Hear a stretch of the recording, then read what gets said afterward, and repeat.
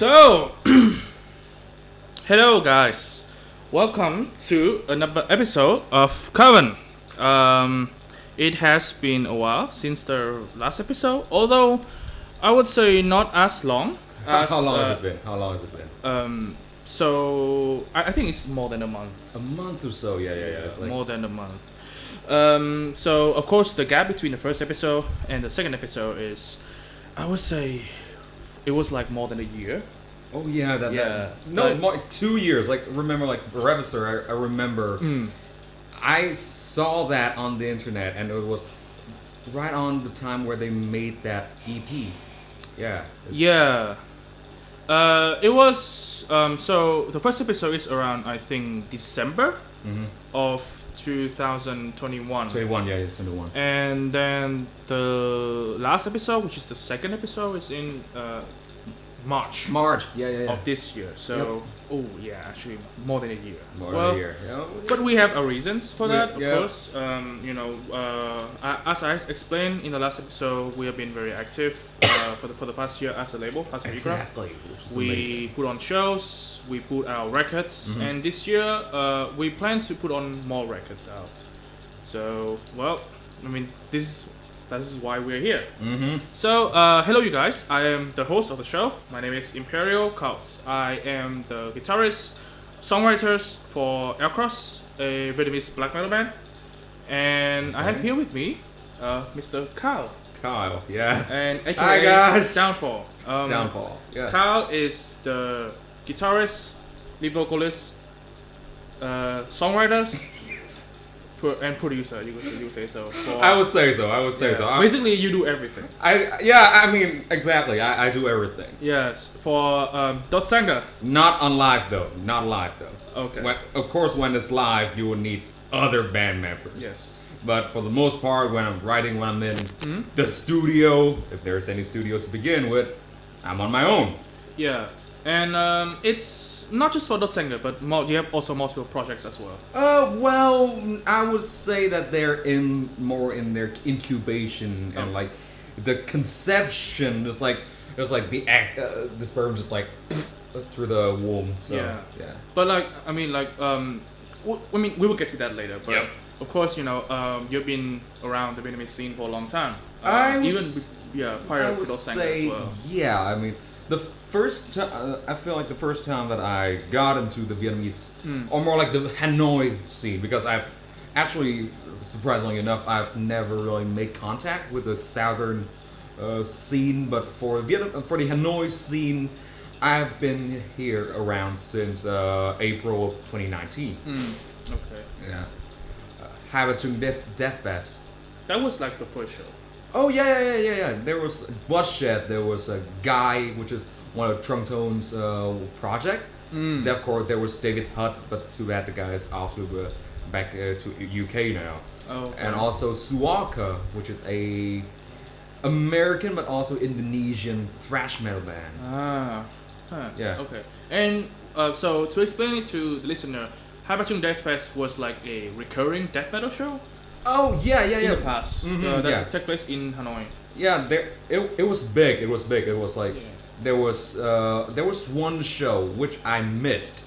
There was Incantation. Oh yeah. Yeah, Incantation, Bloodfest, Bloodshed. No, Bloodshed. Bloodshed was a staple there. Okay. For like every other show, there will be Bloodshed. Yeah, I mean. Because they're like one of the few death metal band in Hanoi. Exactly, like authentic death metal, or like slam in the vein of like Suffocation or Dying Fetus, or ingested. Yeah. Because I mean, like we live in Hanoi, right? And exactly. The metal scene here is kind of barren, you could say so. If you could describe it as. I would not say barren. It is not. It is actually quite a fertile land. However, if I want to talk about the Hanoi metal scene, it would be more like about the scale, not how active we are. Because in all seriousness, I feel like the Hanoi scene is just as strong, just as like thriving. Yeah. However, if say the Saigon metal scene is like a garden, we're more like a terrarium. You know what I mean? Yeah. It's It's like, thriving. Yeah. But it's not that big. Yeah. Do you remember when it's like the first show that you attend? When is this like this? It's surprisingly enough, it was. Excuse me. It was on this day 4 years ago. Oh, yeah. So it's like 2000. The show was called Liberation Day. Okay. Yeah. On this day 4 years ago, there I was. Okay. My baby step into the Vietnamese metal scene. So, and of course, after 4 years. 4 years, yeah. Dødssanger finally let itself known to the world. Our label House of Igra, we just released the first single. Oh yeah. From Dødssanger's upcoming album, Reflection of a Wretched Soul. Yes. The first single is called Penance, and it's out now everywhere. You can listen to it everywhere, every streaming service. Go check it out. It's actually pretty good. I mean, it's only been a day, so I cannot ask you how's the reception's been because it's only been like a day, right? So, but how do you feel now that the single is out and this kind of project is already coming not to an end, but to like the project is coming to like a conclusion of this phase, right? I would say, how do I say this? Is our friends, like close friends who have been following us since through thick and through thin, everyone has been really liking it, and some of them maybe like Morbid from Leucotomy, or Dawn, or say even Rock Dan.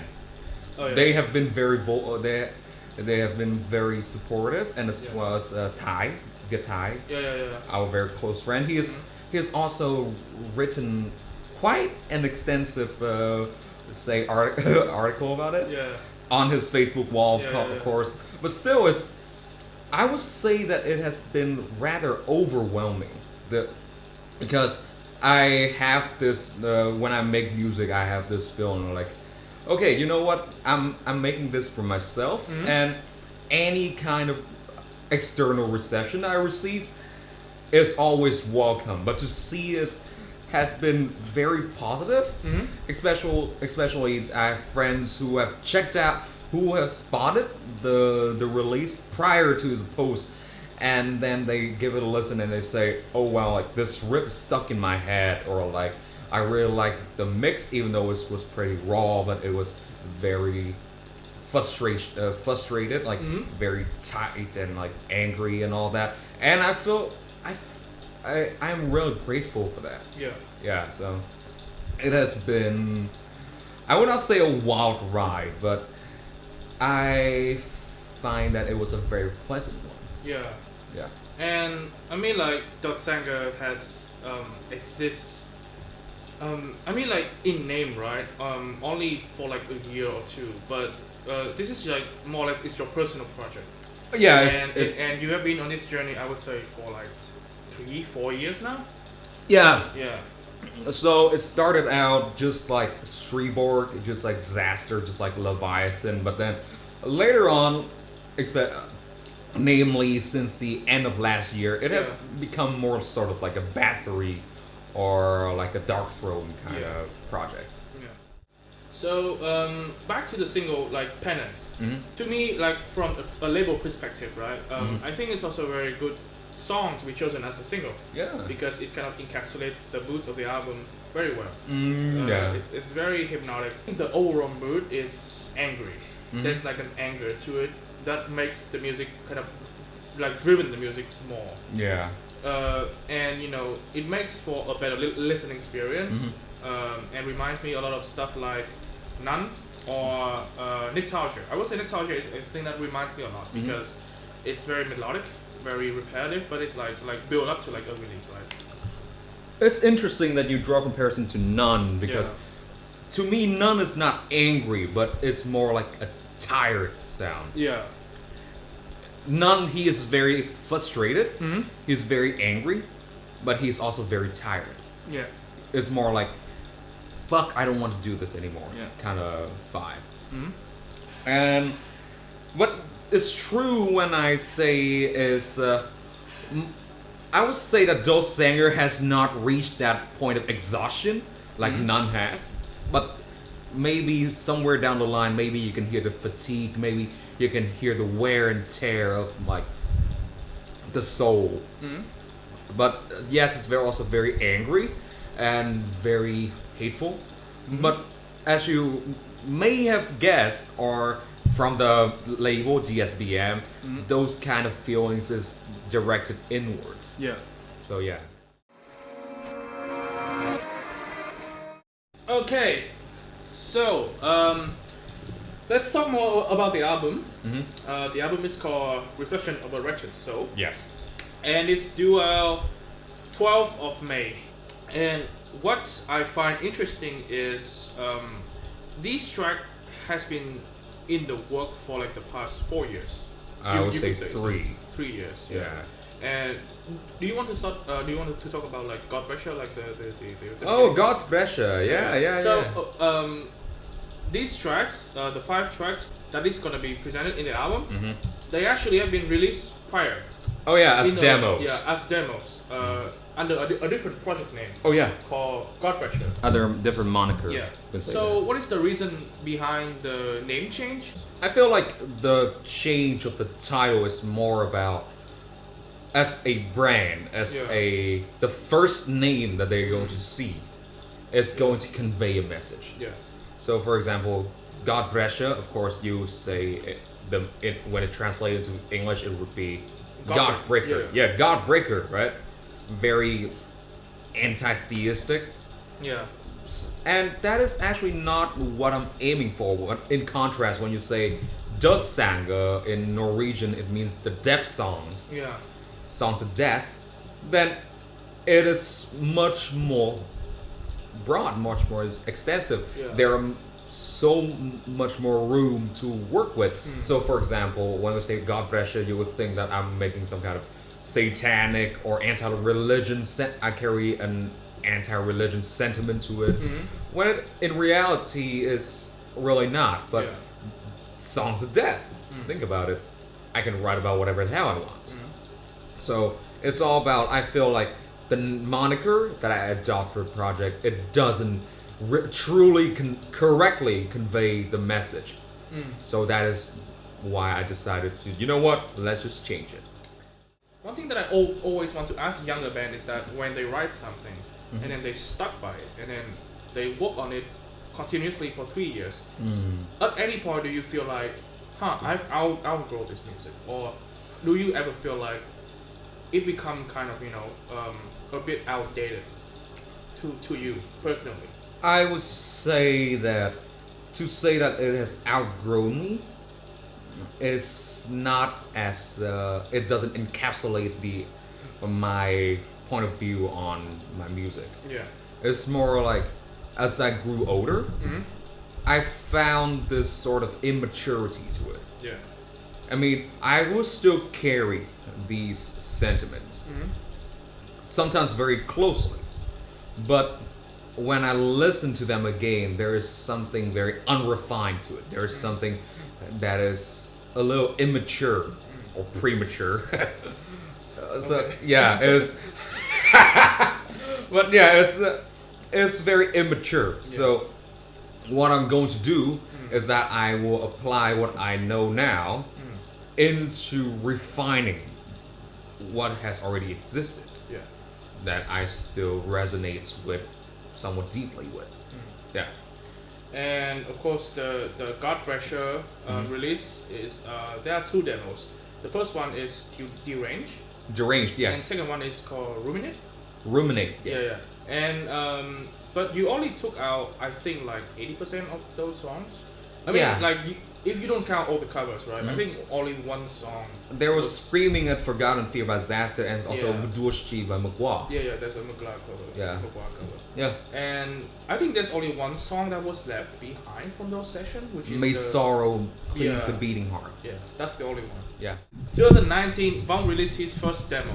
Yeah.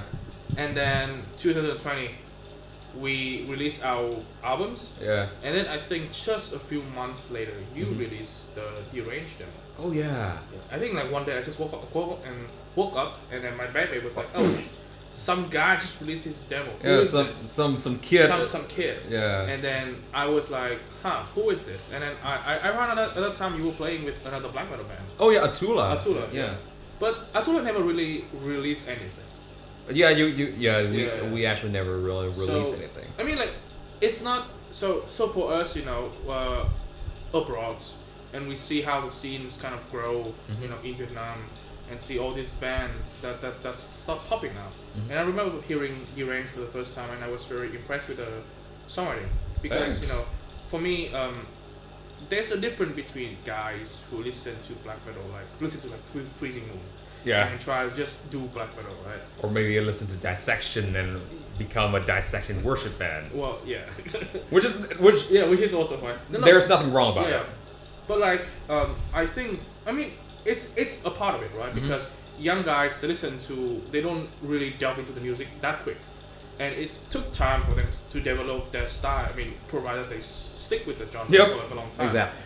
But most of the guys, the young guys that in around the scene, they like the music. They listen to Freezing Moon. They listen. They Transylvanian Hunger. Oh yeah, and then they did one raw, tremolo, screamy demos, and then that's it. And then they just move on with their life. But I remember that at that time when I listened to God Pressure, there's a feeling of very maturity within the music, and it feels like you really maybe there's a lot of immature stuff in terms of production, right? Yep. But in terms of songwriting, there's a feeling that you really want to commit to this for a long time. Because it is exactly what I want to do. Yeah. Because I have before God Pressure, I have already tried my hands on other genre. Yeah. So for example, I've tried my hands on death metal, more in the vein of Entomb or Swedish death stuff. Yeah, Swedish death, like Bow Thrower or Entomb. I've also tried my hands on American death metal. American death metal here, we're talking about, of course, Cannibal Corpse. Yeah. But also, say, bands like Incantation or Suffocation. Yeah. Yeah. And I've also tried with thrash. Yeah. Thrash, so of course Metallica, Anthrax, Exodus. Mostly Exodus, because I really like how Gary Holt will write these very violent riffs. So more in the vein of later Testament. In the Rob Dukes era of Exodus, Overkill, things like that. But I'd never click into it. And I've also tried with grindcore. Okay. Grindcore. So of course we talk about anal cunt. Of course, we all have our anal cunt days. Yeah, our grindcore phase. Yeah. Making 10-second songs. Yeah. And we think so, that's cool. Yeah. And any kind of decapitation prior to the Harvest Floor. Yeah. And Napalm Death.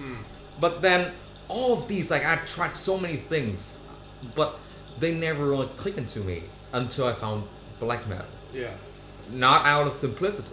Okay, partly because of the simplicity, but it also breeds this very, brooding and dark and so hypnotic atmosphere, as opposed to rock. Rock is also very simple, but rock is the kind of things that, when you want to sit down and have a beer, then you'll listen to rock. Yeah. But black metal, on the other hand, you're gonna fucking meditate, my man. It's more introspective. Yeah, it's I think. so much more introspective. Yeah. The first Deranged demo was good. And then after that, I listened to Ruminate, and there's a leap in quality in terms of that as well. I feel like in terms of recording, you kind of get more because you did most of the recording and figured out everything by yourself. Oh yeah, I figured out everything by myself, starting with an iPad. Yeah. GarageBand. Yeah. You also still do everything by yourself mostly for this album. Yes. Finn helped me with some of the drums. Yeah. He helped me with mostly he came up with the fills and how to incorporate better groups into the drum, because he is a drummer at the end of the day. So of course I listen to a ton of maybe I learned from some of the very technical Of course, I cannot play the drums. Yeah. But when I listen to the drums, I will listen to guys like Danny Carey or Dark Side, of course. Infernal from Infernal, right? The drummer guy from Behemoth. Behemoth, yeah. Yeah. Wait, is it Infernal? I think it's Infernal, yeah. Yeah, Infernal. Or and Infernus, maybe. Infernus, something like that. And also guys who have played for Marduk, so guys who have played for Dark Funeral, very fast, very like Dominator, Windy, those kind of guys. yeah, those kind of guys. They're very, especially Dark Side. Dark Side he's not as fast as those other guys, but his playing is so intricate that when I write drums, I would try to imitate that. Yeah. Yes, we all have to imitate someone first. And you know what, like props to Finn, because I remember the first time I listened to like the first rap of the album, and one of the feedback that I had to you is, hey, the drum programming is a bit mechanical in the sense that it's too repetitive. Yep. And since you guys have a drummer, how about just ask him to come up with those parts? Oh yeah. And I think that it really helps. There's some the thing that I really like about the final versions of the album is that of course it's still DSBM in a sense that you don't want to play too flashy, right? You still want to keep it as sparse as possible, but there's like pockets in those songs where you can be like, oh shit, like the drums is like going crazy, or like it's just a simple kind of switch in the beats. Yes, it helps a lot. Finn is a guy who, if you notice how he plays live, he's also one of the guys who will be very hard hitting. Yeah. But not in the sense of like going ape shit on the kid. Yeah. But he plays very deliberately. Yeah. He plays in the sense that, and there's flair to it, not just brute force, not just like tightness, but when he plays, there will be some part there's a little looser, but it moves very fluidly. Yeah. He has a very deep understand how specific symbols will sound, and he gave me input, and also he came up with some of the parts where usually when I write it's usually just a crash, but then he make it with the splash, with the china and all that. Yeah. It sounds much more organic, and there's even tonality in the cymbal runs. You basically record everything by yourself. Yep. And the production, the mixing, and everything is by yourself. Yeah. And one thing that I just really have to give props to people, which is like, I mean, these days, it's so easy to do everything with like the eye and digital recording. You record everything through like an actual amp. Yeah. Yeah. This motherfucker right here. Yeah. How long does it take for you to do the whole album? It's actual, because here's the thing, like with amps. Yeah. If you're going to cut and stitch, you're gonna hear it. And rest assured, you will hear it in this album, because there are parts where I had to do it. Yeah. Because there's parts that were very intricate, especially in Long Dream. Yeah. Where you will hear these kinds of very clear cut and stitch would sound very abrupt, but it was inevitable. So the thing, what I try to do is that I will record like 3 or 4 iterations, which I can cut and stitch how much ever I want. Yeah. However much I want.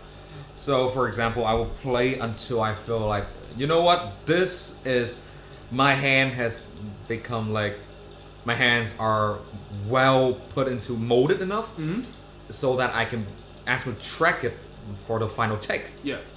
So, for example, I would use like a 15-watt combo amp to record some of the scratch demo. And then on the final take, I will use a Behringer amp with a 2x12 cap. Okay. I will. Initially, I tried one mic, but when I used one mic, there was not enough dynamic to it. So I ended up, on the left, I would use a condenser mic, and on the right, I will use a dynamic mic. Okay. So by doing so, I can actually make the best of both worlds, and the sound it produces much fuller. I would not say it's cleaner, but it's fuller. Yeah. Again, there's nothing wrong with using modulars. Yeah. There's nothing wrong with using using plugins. Yeah. For example, there are so many good and free even plugins. For example, the ML Sound Labs, the free PV clone. You know that one, right? Yeah. Or the Stevie T plugin. Those are very good. However, the problem is that for me personally, it was not a good experience. It was very hard to dial in the tone that I want. It will either sound super squashed, like the dynamic is just like and compressed, or it will be very piercing and unpleasant to hear. And the biggest problem is that because I am a guy who would like to play with sustain and feedback, it was very hard to achieve that with plugins.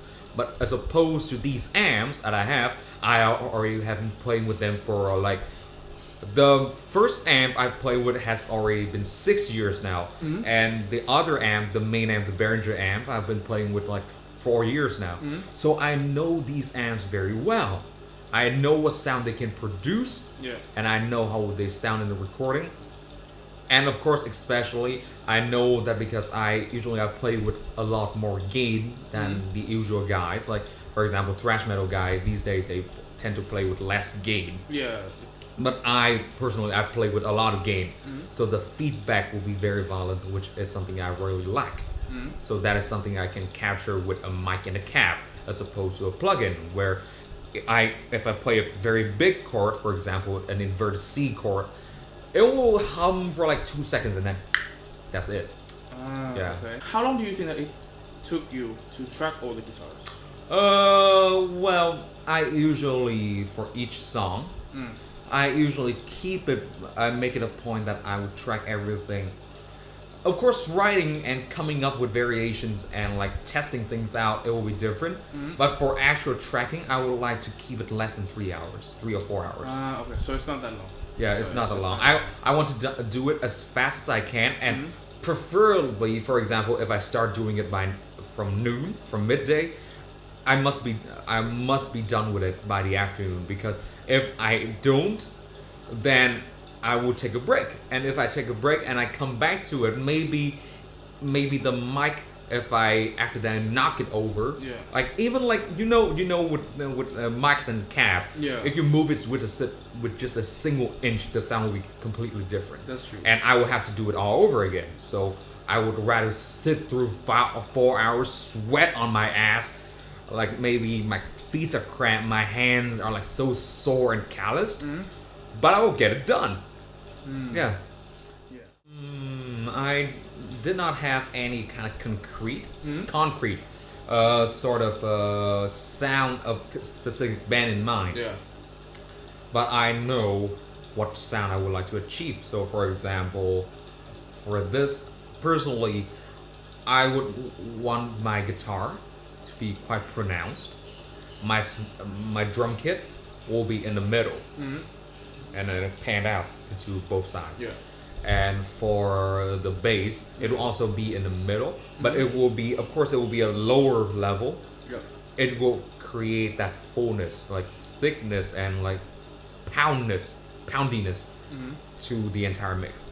Whereas the guitar, usually I would do, in the first album, I did dual channel. So one I will pan like very specific, 35 to like 50% pan to one side. So it's not entirely pan, it's not like Slayer. If you cut one guitar off, you will not hear any other. But there will be separation between the channels. It will be more surround sound like, you know. But of course it took a lot of trial and errors to came to it today. And I actually have to thank you as well as Lockhart. Lockhart actually gave me a lot of mixing tips, especially during the initial stage of recording, where I had a lot of hiss and like crackling in the guitar tracks. So Lockhart was the guy who gave me the advice on where to place my mic, how to dial in the input of the mic to mitigate that like crackling and hissing sound. No, I mean like every time any people from the label or people from the scene ask me, hey, do you have any advice in terms of sounds? I always say, I can give you guys feedbacks in terms of, like as a listener, but if you want like technical stuff, just go and ask Nemo because he should know all of that. Nemo Lockhart, he is a very... What I like about Nemo is that he is very specific with the sound that he like to achieve. For example, if he mix a metal album, will mix it differently. But for his personal project, it's a very different sound. But what I like is that everything that he does is very pronounced. Yeah. So to have his advice during the recording of this album, that was super helpful. A friend of mine, a guy from the scene, when I show him Dødssanger, DSBM is not really his thing. Yeah. So, of course like, for people who don't listen to DSBM or, these kind of music, this side of black metal, the criticism is always too long, it's always too repetitive, right? Yeah. But they should try funeral doom metal sometimes. They should try Abruptum, it's not fun. But like, I told him like, okay, I get that, but the way that I see these kind of music, especially for Dødssanger, why I like it is how I enjoy like the noise records. Yeah. So why do you listen to noise album? It's because you listen to like not just of the structure, right? The atmosphere and then the texture of the sound. That's why I really enjoy that you so commit to recording this with real amps and go through all this process, because in the end, you listen to all these songs, you listen to all this repetitive riff, and you let all this kind of texture wash over you. You can hear like the crack and then the pops and then just the kind of like the distortion sounds going through the air. So like when you listen to Penance, for example, like when you hear the bass is actually not that pronounced in Penance. But like if you hear the intro, there's this one like where I just like it's actually very violent, and I would suggest against doing it. But it's that when I want to do it, I would mute the 3 other string and the open D string. I would take the bass like this. I'll hammer my fist down. I hammer it from the back, so that it creates this very booming bass. But I would recommend don't do it too often. You might actually break the bass. So like I was just do this once, and it's like it booms, and it creates this very big open D bass note that it resonates and it drones through the intro. Until of course you start with the riffs, then it's different. But then also the guitar now, because I recorded with an amp that I'm very familiar with, I can dial the distortion that is now very piercing, but it also sounds very full. Not like you cut all the mids and the lows, and then you just leave the high on 10. That's a different kind of piercing. That's more like the 90s kind of stuff. But of course, nowadays you would like a at least more dynamic kind of mix. So this is what I achieved with recording with stuff. Not just, I would not be it would be a little snobbish to say that because I recorded with like real amps, this is what I achieved. No, it's just that this is what happens when I finally figure out how to make the stuff that I'm already familiar with sounds good in the mix. I actually want to ask you about the content in terms of like the lyrics and the writing of the albums. So what is like the theme that often that Dødssanger explore? The theme, right? So I feel like 2 most dominant themes for Dødssanger is A, grief, and B is self-hatred. Not so much on the misanthropy or like nihilism. Actually, there's a little bit of like the vein of nihilism, like everything ultimately doesn't matter. So there's still a little bit of nihilism, even though it's not prominent. But one thing that I always find really interesting is that you told me that you actually came up with the lyrics first. And then the songs later. So when you write lyrics, do you already have in mind like how the lyrics will come out? And do you have like a vague idea of how the music should sound? Like how it works exactly how you say it. It's that it is much more comfortable for when I write the lyrics first, or at least have the conception of what am I going to write about? What is the theme of this track? For example, if I want to write about the garden of suicide, for example, the garden of suicide, it is depressive, yes, melancholic, yes, but is it dark? Is it like brooding? Is it hopeless? Not really. But is it melancholic? Yes. Okay, so we take that element, we write down, okay, so in a lyric sense, what would the words be for these specific feelings? Alright, write them down. Good. Now you got the lyrics. Next up, the instruments.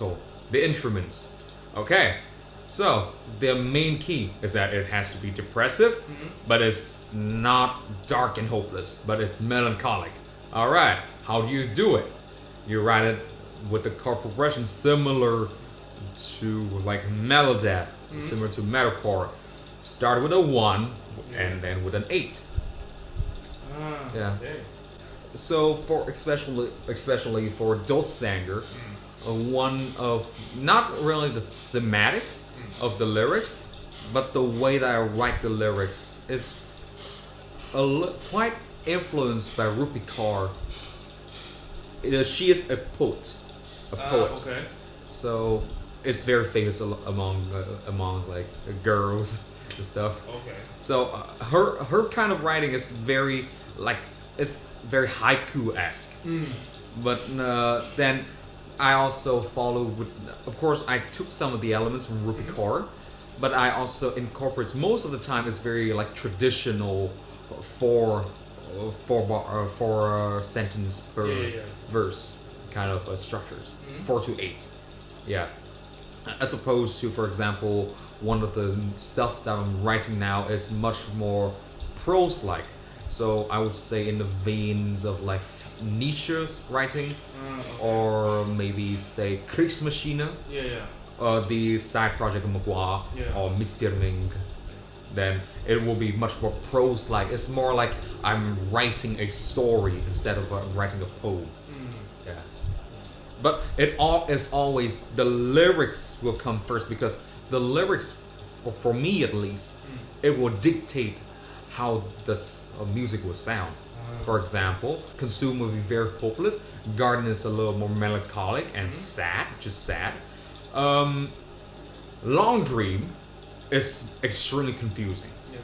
Reflection is a little more demented, a little more deranged, like you're spiraling down into madness. So the reflection of the title track will actually be one of the faster songs. It is a little bit more frenetic. You can say that. But Long Dream, of course, just like the title say, it's extremely long, it's slow, and it's dragging. And the chorus itself, the chord progression is also very confusing. So we have finished talking about the albums. Yeah. I want to ask now about you, about how you kind of traverse through your journey in extreme metal. Where would you say was like the starting point for you in terms of extreme metal? Penguin Club's tutorials video. Okay. No, because seriously, like think about it. If anyone has been on YouTube ever since it's first launched. Okay, so when did you start using YouTube? When I started using YouTube, Smosh was like a big thing. So around 2012. 2000? No, prior to that. 2008, 2009. So you're talking about like the Pokemon Revenge era. Back when Smosh was just only 2 guys. Just Ian and Anthony. Yes. And I think they were doing some. They were doing Pokemon's lip sync videos. Oh yeah, but I don't even remember what the thing that I watched time, but I think it was like around that time. Alright. So yeah, it was around that time. But I would say like a lot of the tutorials video, like for example, Penguin Club, or like how to download these stuffs like from like Hypercam and that shit. They will play some sort of music. They will always insert some kind of music, right? So if anyone in that era would listen to it, they would know that there were 4 bands that everyone would be using. Finger 11, Evanescence, okay, of course, Drowning Pool, of course, and Breaking Benjamin, and also Linkin Park. That's like the gateway. It's the gateway. The gateway. My dad was into a lot of the kind of the what we call now boomer rock. So he was very into, not really rock, but Michael Jackson. Michael Jackson was a big thing. He was into Modern Talking. He was also into Depeche Mode. That's fucking weird. He was bass, man. I'm telling you that. What the fuck? He was into Depeche Mode. Wait. Do you remember what kind of Depeche Mode that he listened to? He would be listening to like things like Stripped. Like, let me see you stripped down to the bar. So we listen to like Violator and then music for the masses, those kind of stuff. Yeah. But he was also into like AC/DC, Led Zeppelin, Bức Tường, of course, Metallica, Black Sabbath. He was really big into the Massive Reality and like Sabbath, Bloody Sabbath. Really? Yeah. That's weird. Sabbath, Bloody Sabbath. We used to have that album until we started renovating the house and it was lost forever. Yeah. Sabbath, Bloody Sabbath. Damn. Yeah. Like that's something that every boomer guys that I know, like Rockstar. I mean, like I'm talking about like guys like Opeth or those kind of guys. They always rank Sabbath, Bloody Sabbath as the best. I never really get that. I somehow I think that there are albums that are better than Sabbath, Bloody Okay, Sabbath. so name one, for example. I like Paranoid a lot more. Paranoid. The thing about Paranoid is that it is a very popular album. When we say Sabbath, Bloody Sabbath, in the masses, in like a common masses, the common people, either A, you are an artist, or B, you are just trying to make a hot take. Sabbath, Bloody Sabbath is a very sludgy.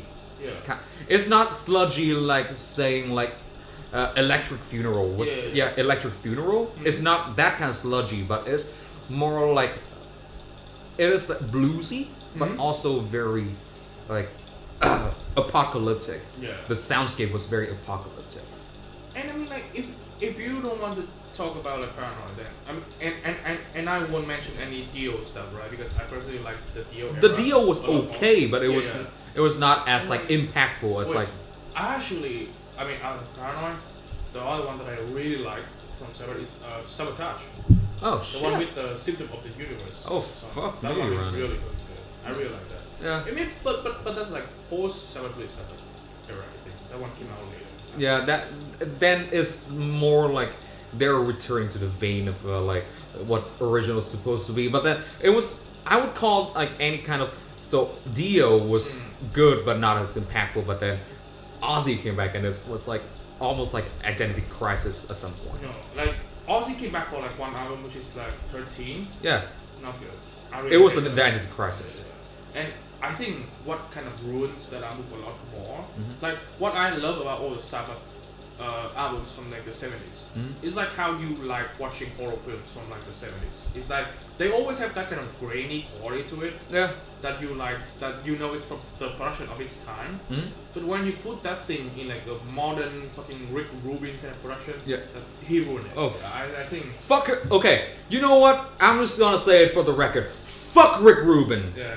I think the guy ruined so many. Like, he was so instrumental in the 80s with Slayer stuff. Like, exactly. With like fucking Raining Blood, with those string of albums. Those were actually good. That was great, yeah. Okay, Death Magnetic would be so much better if Greg Fiddleman was on it or Bob Rock was on it. Okay, no, actually, I'll take it back. Bob Rock, he was a very polished guy, but he was too into the kind of commercial stuff. But Greg Fiddleman, he knows exactly what kind of sound Metallica would want to achieve, as opposed to Rick Rubin. Now, I used to like Death Magnetic, but now as my ears become more developed, I listen to Death Magnetic again, and I will say, fuck Rick Rubin for ruining the sound. It was so compressed. Yeah. The compression was so strong. Like if you put it into the DAW, into a DAW, and you look at the waveform, it is just a block of brick. There's no way. It's like this. It's like this. It's all straight. Exactly. Yeah. And it's so horrible. Even like Slipknot stuff. That was produced by Rick Rubin. Dude. Dog shit. Now you say it. So my starting point with metal is Slipknot. Okay. I listen to. Lately, for some reason, I just listen to Slipknot again. Okay. I listen to Vermilion. The Volume 3.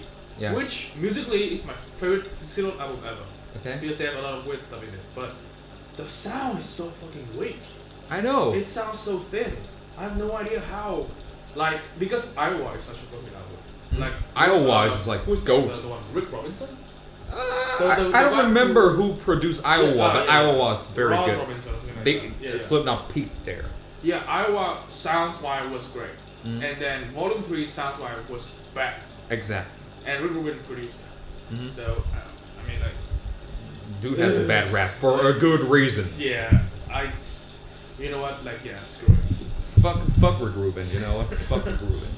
So, but like for you, starting point wise, like what is like the extreme metal band that you really like, or really get you into the genre in terms of extreme metal? Extreme metal, like thrash, black death, those kind of stuff. So for thrash, it would be Testament and Exodus, especially the Rob Dukes era. Yeah. I don't know about any other guys, but I mean most guys would. There is a very clear division between the guy who likes Steve Souza and the guys who like Rob Dukes. I'm one of the guys who like Rob Dukes more. Okay. Because Rob Dukes he brings us this very violent vibe, much more violent vibe than Steve Souza. Steve Souza is more like it's a little like forward to the floor. But when you listen to especially Shovelhead Kill Machine or Exhibit A and B, there's a lot more death metal influence to it. It's very violent, it's very like punchy, and it's very piercing. It's more like you're taking a Gatling gun and then you just spray all over the place. Okay. It's very violent and very bloody, which I love. With thrash stuff, I really like. I've been really getting to thrash lately, but not like the big four or like the San Francisco band. I really like Dark Angel. Oh, so like a Teutonic thrash? No. Dark Angel is like an American band, but they have like an album called Darkness Descent. Right. Which is I think not that's not my territory. I grew up with much more mainstream kind of thrash. There's a band called Morbid Saint. Also, they have like one album, which is like one of the best thrash albums ever. Right. Because it sounds so fucking violent. And of course, Slayer. I love Slayer. Slayers. Like last year, I spent so many times listening to Raining Blood. And only to that album. But this year, I've been listening to so much South of Heaven and South of Heaven. In the Abyss. Still in the Abyss. That was good. Repentless was actually okay. Hot take. Repentless was good. And really like to me the best Slayer album. I mean, other than Raining Blood, I think Raining Blood is the best one. But the second best is Christ Illusion. Wow. Yeah, like because that album came out in 2007. So I got into metal in 2008. So imagine you listen to like Metallica. You'll be like, oh, you listen to Metallica, it's heavy, right? And I was like, oh, okay, it's heavy. But then you listen to Christ Illusion, you listen to Slayer. Christ Illusion it's insane. It's really gut wrench. It was where like it was a gut punch. Yeah. And it's the first album with Dave Lombardo back because he was gone for like 10 years. Yeah. If I remember correctly, Paul Bostaph was on the drum kit within that 10 years. Yeah. Dave Lombardo was gone. He played with God Hate Us All, and then that was Paul Bostaph, right? Yeah, Paul Bostaph, and then Paul Bostaph also played in Repentance as well. Yeah.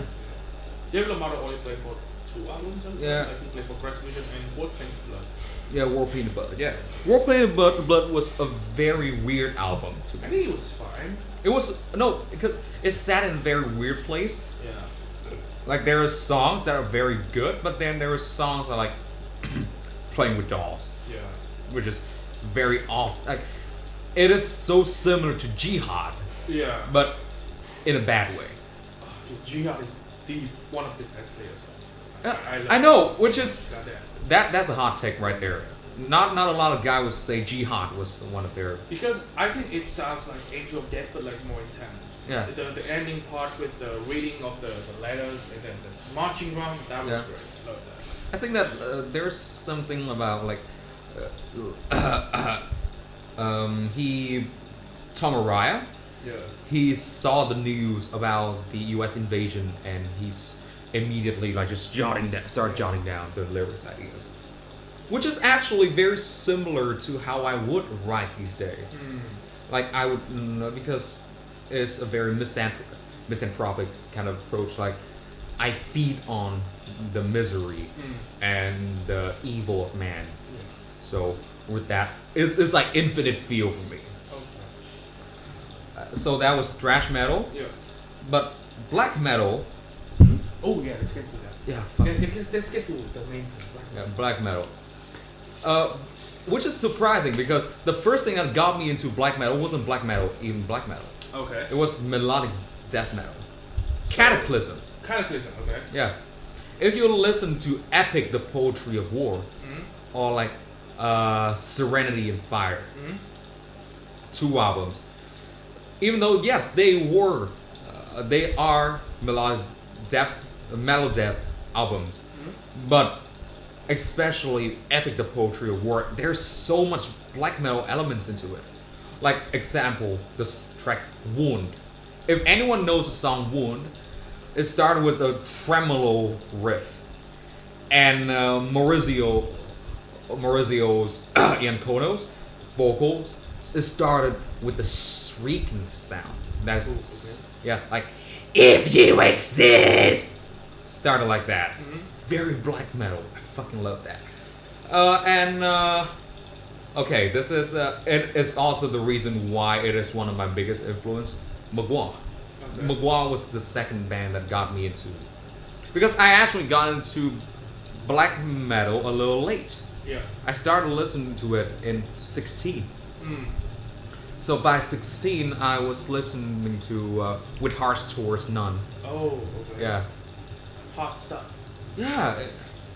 Shit that goes hard. Yeah, I mean, if I would say that it is hard because it's sludgy. Yeah. It's one of the sludgier album of Magua.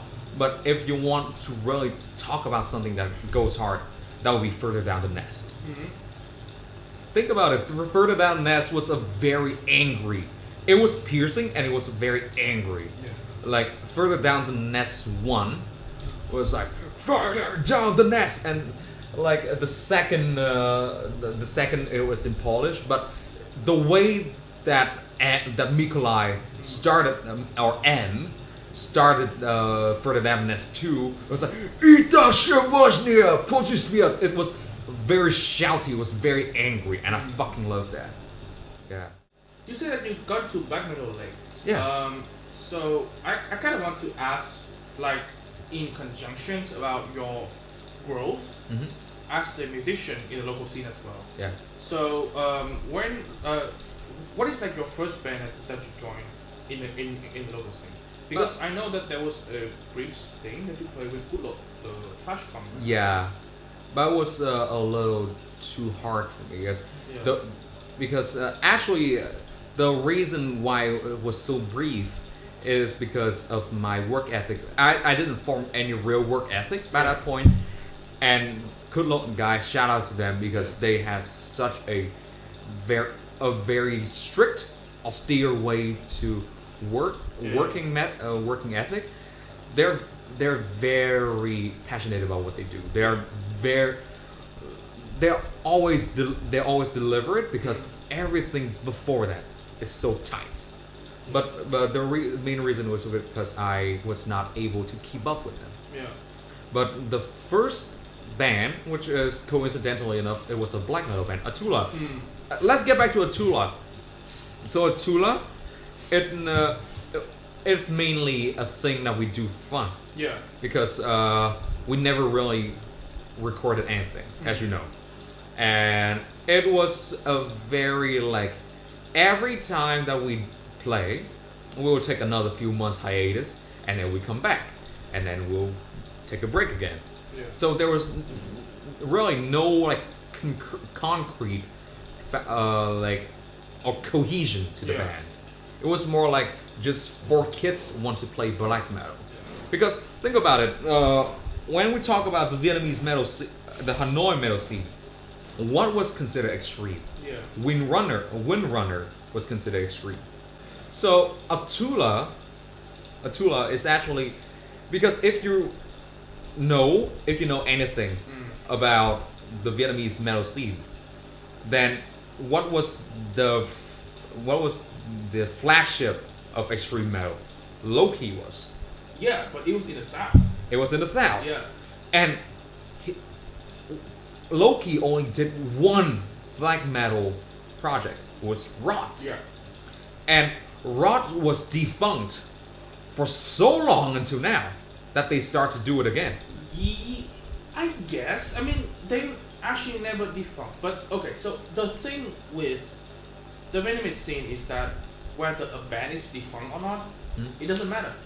Because even if they're active, they don't release new music. How should you know as a listener and see all these bands and then you have no music, no recordings of them whatsoever, and then they still say that, oh, we're active, but they just play live. Yeah. But then once again, in Vietnam you play live maybe twice a year. Yeah, exactly. It's very hard to do it. Yeah. Not to go into any kind of like reactionary stuff. Yeah. But it is actually quite hard, and because it is a genre that's frowned down upon. For how like unapologetic it is. Yeah. So, and especially black metal. Black metal is a very sensitive thing to talk about. Yeah. So there was only Rot, and not to flex, but Attula. But after Rot, after so many years, almost more than a decade, we have Attula. Yeah. So Attula, even though it was not serious, but it was a proof of life that there is still black metal in Vietnam. And then like suddenly there's this surge of black metal thanks to House of Igra. Yeah. Then we have Rot, we have Elcrost of course, with Leucotomy, and we have Vong. Yeah. Yeah. And I'm really glad to be part of the catalog now. Yeah. So yeah. And but before that it was only Attula, and Attula we did have original material, but it was more like in the sense of like a mishmash of second wave and first wave. Yeah. But still, it for how cliche it is, it was one of the proof of life that there was still black metal around, at least in Hanoi. And it was so. And I personally, as a part of the scene, I am so thankful that we have what we have now. Even though it's not that big, like I said at the beginning, it is more like a terrarium of metal rather than a garden of metal. Yeah. But it is there and it is thriving. Yeah. Yeah. That's true. And I mean, like, reflect back on those times. So we're talking about 2019. So Vietnamese metal scene have existed for like a long time, like for a very long point, time. yeah. But I mean, during those times, it's mostly like alternative metal or like progressive. There's like one death metal band in Hanoi, which is Final Stage. Like so many years. Final Stage, I would say, is more in the veins of deathcore. No. They actually play. They want to play death metal like death, like Church Shooting of Death. Oh shit! But I don't know if they're successing that. They are, of course, they like nowadays. It's so hard even for me to reflect back because there's no material. Yeah, there's nothing there. There's no recording, no archiving, except for the people who was there. But I got into the scene in 2011, so I don't know what happened prior. Yeah. Because there was no recording, there was no videos of show, there was nothing. Yeah. And there was a time that we have to wait for like 2 years for an album. I know. Yeah, like Voluptuary dropped. And that album was great, and I remember that everybody was like, "That's great." Yeah, it was like like a mix of like Pantera and like Swedish groove metal. Yeah, but like the reason why I think people were so shocked by it is because we actually have to wait like 2-3 years for that album. Yeah, it was like nothing came out. Yeah, and so that's already high enough for like normal metal stuff, right? So black metal almost non-existent. There's this one thing that we discussed earlier during the time that we were doing the Orgia show. Orgia show. Yeah. Orgia show, not the actual Orgia show. Kind of sus, not gonna lie. But yeah, we talked about how there is identity in the music of the North metal scene, white metal scene. For example, when we talk about Elcrost, there's something very romantic to it. Yeah. There's something that is like love is in the air, all that stuff. Yeah. Think about it. Like there was couples who were slow dancing to Elcrost at the show. Oh yeah, dude. Like we played in Saigon and we came down and people were like, "Oh, there's like a couple kissing during Elcrost." Oh like, yeah. That sounds great. That's great. Love is in the air. But then we listened to Vong. Vong was very violent, very cold and blistering. And you listen to Locotomy, it is very modern, but at the same time it is very confusing, very dissonant. Dissonant in the sense of like it creates confusion in our head. And especially, I feel like this is one, I think you said it, is that when you listen to Dødssanger, everyone is just numb. Like it is. And I remembered you said that it was neither hot or cold, in the sense of like how the sound, but it is very tar-like, like asphalt, like it is very thick, very black and dark, and chokes out life. Yeah, kind of very claustrophobic, kind of asphyxiation. Yeah. So and I feel like that also reflects the personality that we want to bring to it, because we write about the things we know. For example, if you tell me to write about maybe paganism, or maybe you want me to write about things like Satanism or anti-Christianity, I cannot write about those things because I don't know anything about those things. Just like how Eminem can write about living in a trailer park, being broke and all of that, or Ice-T or Ice Cube and NWA can write about gangster shit. It's because they were gangsters, they were pimps themselves. Ice-T was a pimp. And so what I can write is something I know about. What I know about is just hate. Hate for the human, hate for mankind. Hate for the modern world. I despise the modern world, and I do not hesitate to show that in my music. Yeah. And that's why, whenever we call, all the time people would tell me that, oh, there's like a Vietnamese black metal circle. I really hate that term. Yeah. Because to me, I really hate the idea that there is a group that we kind of, dictates each other's doing. Exactly. I mean, what sets black metal apart from other genres, right, is the idea that you think for yourself and you kind of, not like, kind of empower, like you and you only. But black metal is like it's very kind of like individualism music. Yeah. It's very, empowering your individual part. Exactly. So I realize that we are technically like there's a scene here, but each and one of us have like our own identity. Yes. And work in our own way. And we don't conflict each other. Yeah, we don't conflict each other, and it's not like. I mean, I don't want to talk about the South, but I'm just explaining how the structure works. But how in there you feel like there's a bit more kind of unison to the music. There's cohesion. Yeah, there's cohesion in the music, and there's even in terms of styles. People there enjoy certain type of thrash, certain type of death metal, certain type of kind of slow pace, mid pace, kind of thrash death metal. Yes. But to us, it's more variety. I think there's variety to it. For example, if you want something that is a little more doom, that is like slow and sludgy, then you'll pick up Dødssanger. But if you want something that is evocative of the second wave, then you'll pick up Vong.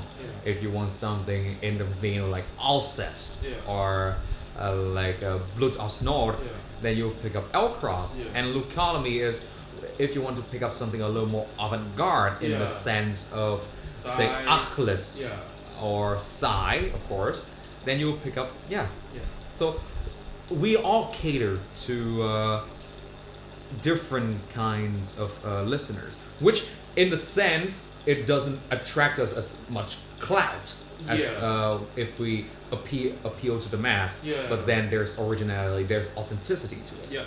And that's something that I feel like we should be proud of, because at the end of the day, who are we writing music to? We're writing it for ourselves. Well, then thank you for coming today. Thank you. Pleasure's all mine. Great talk. And please remember that Reflections of a Wretched Soul. Yes. Dødssanger debut album is coming out 12 May. Yes. In all streaming 2 weeks from now. In all streaming platform. Physical cassette. I actually can announce this. Physical cassette coming out through House of Igra. Fuck yeah! Probably around before autumns. So okay, probably around that's fine. August. We can wait. You better wait, and you better pick it up. So, any last word for the audience? Any last words about your future projects, future plans for the band?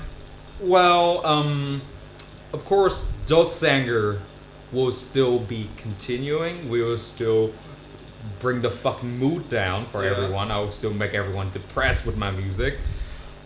But we will evolve. I will evolve. Dødssanger, the legacy of Dødssanger will continue, will be expanded more, and it will be more refined. And I can say this is that there's actual I actually managed to impregnate myself with I got like worried for a second. What is he gonna say?